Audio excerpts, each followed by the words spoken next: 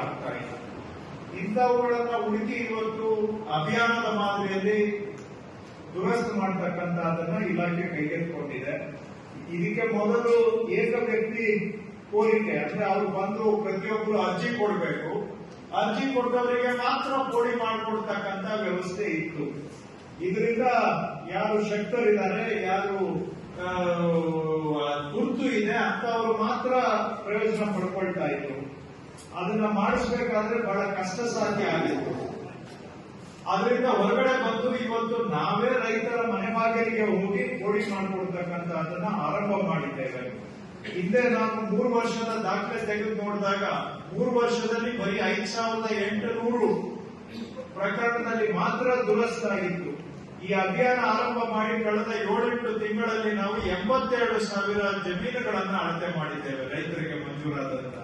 ಹಿಂದೆ 3 ವರ್ಷದಲ್ಲಿ 5,800 ಆದ್ರೆ ಈ ಕಳೆದ 7 ತಿಂಗಳಲ್ಲಿ ಸುಮಾರು 82,000 ಜಮೀನುಗಳನ್ನ ಅಳತೆ ಮಾಡಿದ್ದೇವೆ.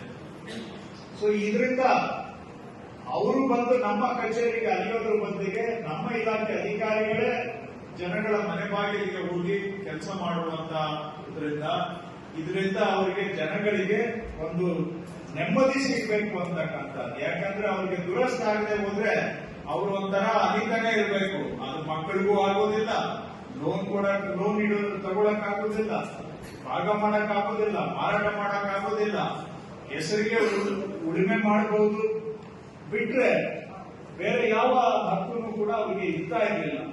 ಸೊ ಹಾಗಾಗಿನೇ ಇದಕ್ಕೆ ನಾವು ಭೂಮಿಗೆ ಒಂದು ಗ್ಯಾರಂಟಿ ಇರಬೇಕಾದ್ರೆ ಇವೆಲ್ಲ ಆಗ್ಬೇಕು. ಅದೇ ತರಹ ಲಕ್ಷಾಂತರ ಜನ ಮನೆ ಕಟ್ಕೊಂಡು 16 ವರ್ಷದಿಂದ ವಾಸ ಮಾಡ್ತಾ ಇದ್ದಾರೆ, ಆದ್ರೆ ಅವರಿಗೆ ದಾಖಲೆಗಳು ಗೊತ್ತಿರಲಿಲ್ಲ.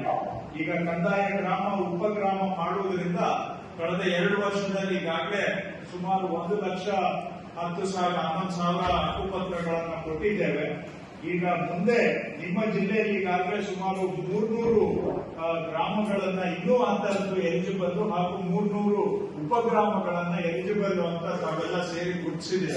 ಸೊ ಅವೆಲ್ಲ ಮಾಡಿದ್ರೆ ಸರಿಸುಮಾರು 600 ವಸತಿ ಪ್ರದೇಶಗಳಿಗೆ ದಾಖಲೆ ಕೊಡುವಂತಹದ್ದು ಈಗಾಗಲೇ ಆಗಿರೋದನ್ನ ಬಿಟ್ಟು ಇನ್ನೂ ಒಂದು 600 ವಸತಿ ಪ್ರದೇಶಗಳಿಗೆ ದಾಖಲೆ ಕೊಡುವಂತಹದ್ದು 94D ಮುಖಾಂತರ ಅದನ್ನು ಕೂಡ ಈ ಜಿಲ್ಲೆಯಲ್ಲಿ ಅಭಿಯಾನದ ಮಾದರಿಯಲ್ಲಿ ತಾವು ಆರಂಭ ಮಾಡಿದ್ದೀರಾ. ಅದನ್ನು ನಾವು ಈ ಬರುವ 6 ತಿಂಗಳಲ್ಲಿ ಮುಗಿಸಬೇಕು ಅಂತ ಮುಖ್ಯಮಂತ್ರಿಗಳು ಸೂಚನೆಯನ್ನ ಕೊಟ್ಟಿದ್ದಾರೆ.